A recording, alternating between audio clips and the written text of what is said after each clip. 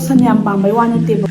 Ngasi Meghalaya khwaidagi hongba bazar ma chachere adadi bara bazar ne aigi mamangi video ma dasu bara bazar chatpa yawramne sigi bara bazar se yamna di motle nga machum adagi hingjang napi chamthokpai machum yam leibagi ado khwai hongba di oye sigi market je nga su yamna marang kaina phangaga yam honge bara bazar haisini ko ado sidai sta pot cha namana budi phange khoi Manipur ki maitai gi oinadi khar phange yam di phangde umrok se phajamanna na video da mai ma'am से KG दा चाट्रुक ने हाय अमुयोल हौद्रे हंदक इकुई कुई दना चटपा मतमदा मोगी market ने बको मी से दो कि मतिक चिल्ले याम चिनबा नुमित्तु दी ओइदबा माले सिसे नोंग मचले थैना बम्बो हेक लेइतबको अदुमाइन तवे अदु मैम सिदी चम चम्बा मैम चाबिरो हाइबा अचम्बा nga sa kem yawde bida nga bidi horakani amaina pan ironba मैम हाउना चाचरागे मोगी पान से अमुंग मुख हावेबा ado how to was thing nei ba ko ado sinu mizigi pan si lai ba phadana mon laur ga yam how bi pan da adu madi oyame ado ga mayam ai chak pudi thongi ai ki business macha ani hodok sai mayam ado mayam na support to boina follows to sun biro apam ba yaw tar ga di dum order to biro mo han bana chuni leima haidana phiron phiron na te phi ngak da yon ba ama leibane aduga Janura haidana dress nupigi firon purit khongaw skirt everything loin hapkala age ado mayam na support obi boina apamba yarga dilebiyo aduga mayam chitau zariba business ita sein harbada price e agi wakhandadi mayam leiba ngamba gi maongda tawzaba price na yam tangba natte aduga mayam dagi dum khara taraga su bizage na khanjaribane aduna mayam support obiramo aikoina kaigumba karbar macha am hodok sabada mayam gi support jange phajaba mayam gi apamada adu su loin hapa ngamnaba tawzage ado mayam na support obiboina mayam follow tobiramo chuni leima haibaga Janura haibaga mayam ai link to comment da loin hapjaramage comment pin tawramaga mayam na changa ga support tobiramo ai samang ne account paijaye message nam thabiro pam yaragasu mayam ai video yingbibu khuding mak thagachari ado mayam na sai chadri se mayam na acham charo maitai hinjang charo haiba mayam ne mayam pan iron bane adaidi uti asang bane aina thong bane te khoi che amana thinbire e nga marum ngobam ne nga ni chara ki mayam ai khoi chaning base pan iron baga nga samai chap se am pa me bako chak su ngasi ban cha tharage ado mayam video le phawing bio acham cha ne mayam video yingde ba tawganu yengde de im thang na maroi kai haisanamda ado mayam cha ba horage wayam ngang de bi kit amjalage ma'am आई चुनी Le Mans account लेबने फी ma'am योनबगी ma'am follow तब काउको अपाम यारगना लेसलो याम तीन होंगे पीजबने ma'am first bite का अहम चाखों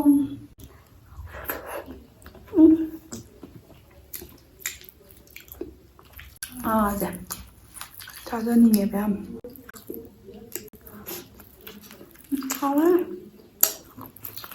Ukabi ne ma'am मैं चार मोई पे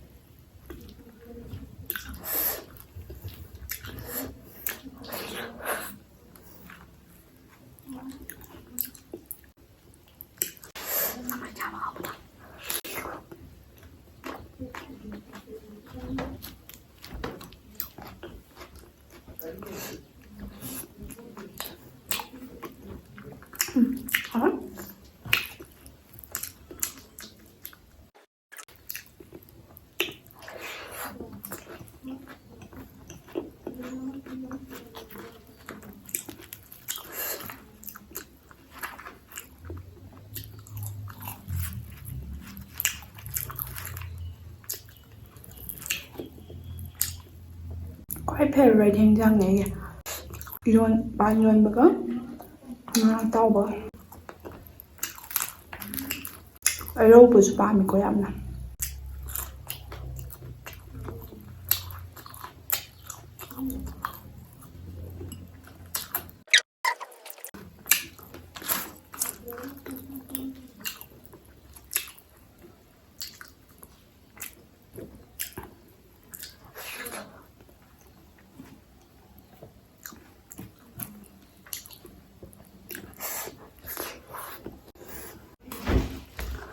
ꯌꯨꯝ ꯌꯥꯝ ꯅꯤꯡꯁꯤꯡꯉꯦ ꯁꯤ ꯌꯦꯟꯖꯥꯡꯁꯦ ꯍꯥꯎꯋꯦ.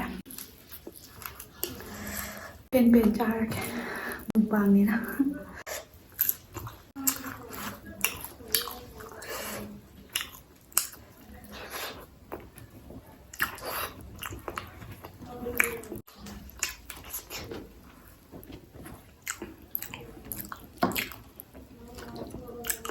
ꯀꯥꯡꯉꯧꯅ ꯍꯥꯎꯋꯦ.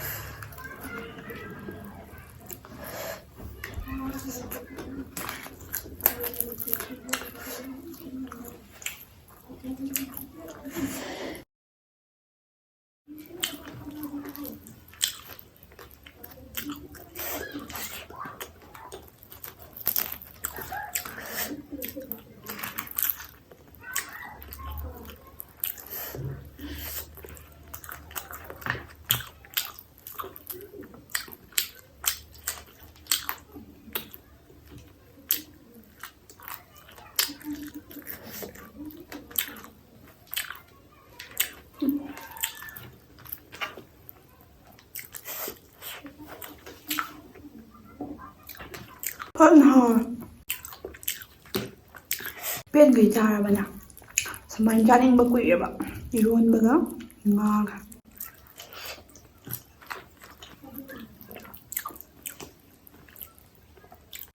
우디 ꯌꯥꯝ ꯍꯥꯎꯋꯦ.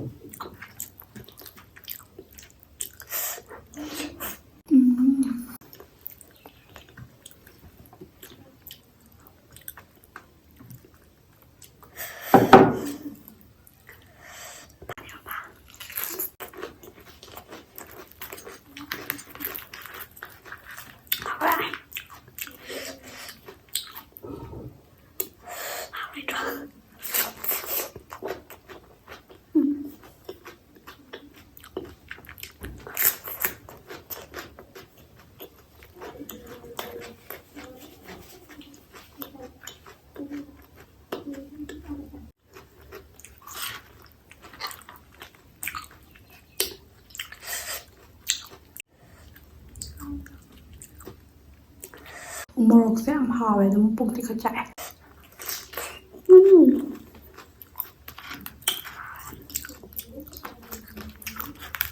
ꯄꯥꯟꯁꯦ ꯍꯥꯎꯋꯦ. ꯑꯃꯨꯛꯃꯨꯛ ꯃꯨꯟꯗꯕ ꯊꯦꯡꯅꯕꯅꯦꯕ. ꯃꯨꯟꯗꯕ ꯃꯤꯟꯁ ꯀꯟꯕꯗꯣ.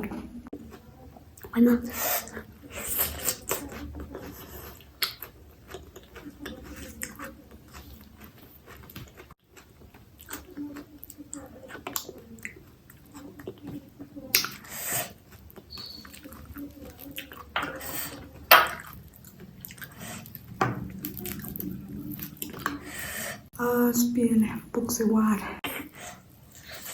ꯄꯨꯛ ꯂꯨꯝꯃꯦ.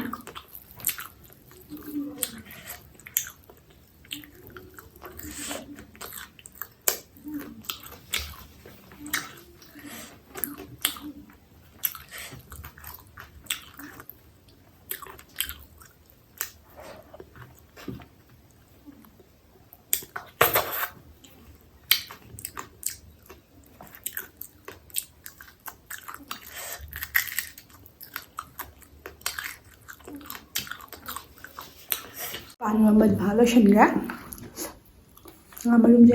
ꯉꯥ ꯃꯔꯨꯝꯁꯦ ꯌꯥꯝ ꯍꯥꯎꯋꯦ ꯃꯌꯥꯝ ꯑꯩ ꯍꯣꯔꯦꯟ ꯆꯥꯔꯒꯦ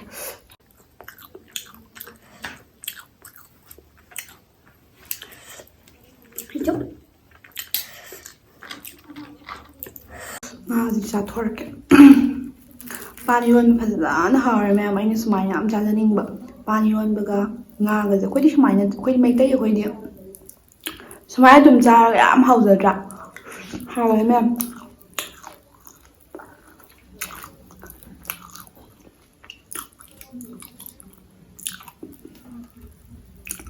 ꯑꯣꯛ ꯁꯟ ꯌꯥꯝ ꯄꯥꯝꯕꯩ ꯋꯥ ꯅꯠꯇꯦꯕꯀꯣ ꯌꯥꯝ ꯐꯪꯗꯕꯩ ꯇꯧꯕꯅꯦ ꯑꯩꯈꯣꯏꯒꯤ ꯆꯥꯛ ꯍꯤꯟꯖꯥꯡꯁꯦ ꯁꯤꯗ ꯐꯪꯕꯒ ꯑꯗꯨꯝ ꯆꯥꯔꯛꯇꯣꯏꯅꯦ ꯐꯪꯉꯒꯁꯨ ꯃꯔꯣꯏ ꯃꯔꯥꯡ ꯂꯩꯗꯅ ꯑꯗꯨꯝꯕꯗꯣ ꯌꯥꯝ ꯐꯖꯅ ꯄꯨꯟ ꯐꯪꯗꯦꯕ ꯑꯗꯨꯝ ꯃꯍꯥꯎ ꯋꯥꯠꯇ꯭ꯔꯥ ꯑꯗꯨ ꯃꯌꯥꯝ ꯍꯥꯎꯋꯦ ꯄꯦꯜꯂꯦ ꯄꯨꯔꯥ ꯄꯦꯜꯂꯦ ꯄꯨꯛꯁꯤꯁꯨ ꯂꯨꯝꯕꯅ ꯌꯥꯗ꯭ꯔꯦ ꯉꯁꯤ ꯚꯤꯗꯤꯑꯣꯁꯦ ꯌꯥꯝ ꯊꯃꯣꯏꯅ ꯇꯥꯅ ꯆꯥꯖꯈ꯭ꯔꯦ ꯄꯨꯛꯀ ꯌꯥꯝ ꯊꯜꯂꯁꯨ ꯑꯃ ꯋꯥꯗꯕꯤꯗꯣ ꯑꯣꯛꯀꯨꯝꯕꯗꯤ ꯌꯥꯝ ꯋꯥꯏꯕ ꯃꯌꯥꯝꯅꯗꯤ ꯌꯥꯝ ꯆꯥꯉꯝꯃꯤ ꯍꯥꯏꯕ ꯂꯣꯏꯔꯦ ꯈꯨꯋꯥꯗꯤ ꯅꯨꯃꯤꯠ ꯅꯤꯅꯤꯅꯤꯀꯣ ꯑꯩꯅ ꯆꯥꯛ ꯆꯥꯗꯤ ꯆꯥꯏ ꯑꯗꯣ ꯌꯥꯝ ꯆꯥꯖꯗ꯭ꯔꯤꯁꯦ 20% ꯈꯛꯇꯪ ꯆꯥꯏ ꯑꯗꯣ ꯃꯌꯥꯝ ꯚꯤꯗꯤꯑꯣ ꯂꯣꯏꯁꯤꯜꯂꯒꯦ ꯃꯊꯪ ꯚꯤꯗꯤꯑꯣ ꯊꯦꯡꯅꯔꯁꯦ ꯃꯊꯪꯗ ꯀꯩ ꯆꯥꯔꯛꯑꯣꯒꯦ ꯍꯥꯏꯕꯗꯣ ꯃꯌꯥꯝ ꯀꯣꯃꯦꯟ ꯇꯧꯕꯤꯔꯝꯃꯣ ꯕꯥꯏ